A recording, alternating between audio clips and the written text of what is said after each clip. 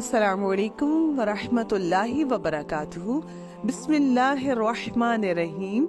ہمارا آج کا عنوان ہے وقت کی قدر۔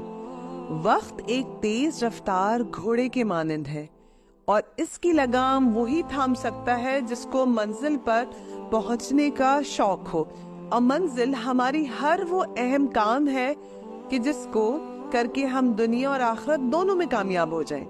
جو لوگ وقت کی قدر نہیں کرتے وہ کچھ حاصل نہیں کر پاتے۔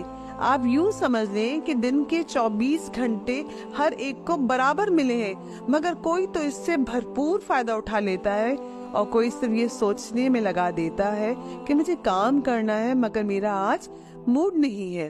حقیقتاً وقت کو ضائع کرنا شیطانی عمل ہے اور اس سے بھرپور فائدہ اٹھا لینا دانائی ہے۔ اللہ تعالیٰ سے دعا ہے کہ وہ ہمارے وقت میں برکت ڈالے، ہم وقت کی قدر کریں اور ہر خیر اس میں سمیٹ لیں۔